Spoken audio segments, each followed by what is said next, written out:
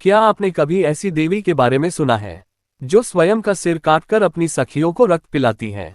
क्या आपने जाना है उस पवित्र स्थान को जहां दो नदियां मिलती हैं और वहां शक्ति की रहस्यमयी ज्वाला प्रकट होती है?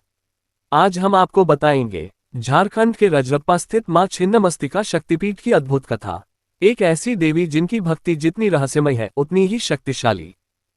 कहा जाता है छोटानागपुर क्षेत्र में प्राचीन काल में राजा रज राज्य किया करते थे। उनकी रानी का नाम था रूपमा। इन दोनों के नाम पर इस क्षेत्र का नाम पड़ा रजरूपमा, जो कालांतर में रजरप्पा कहलाने लगा।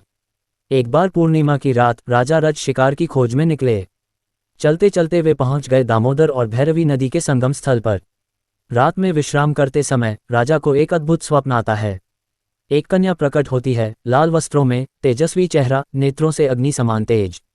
वो कन्या कहती है, हे राजन, मैं जानती हूं कि तुम संतान सुख से वंचित हो। यदि तुम मेरी शरण में आओ तो मैं तुम्हें वरदान दूंगी। 9 महीनों में तुम्हारी रानी की गोद भर जाएगी। राजा की आंख खुलती है, वे घबरा जाते हैं और उस कन्या की खोज में इधर उधर दौड़ते हैं। और तभी जल के भीतर से वह दिव्य कन्या पुनः प्रकट होती है। वह कहती है, मैं हूँ माँ छिन्नमस्तिका। कलयुग में मेरी उपासना लुप्त हो गई है। मैं यहाँ गुप्त रूप में निवास करती हूँ। जाओ, तुम्हें मेरे मंदिर का दर्शन होगा। वहाँ एक पत्थर पर मेरी प्रतिमा स्थापित है, उसका पूजन करो और तुम्हारी सभी इच्छाएं पूर्ण होंगी। ये कहकर देवी अंतर्ध्यान हो जाती हैं।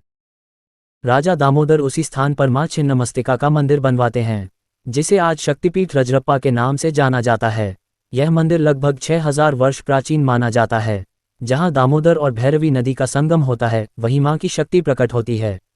यहाँ प्रतिवर्ष लाखों श्रद्धालु आते हैं, तांत्रिक, साधक और भक्तजन।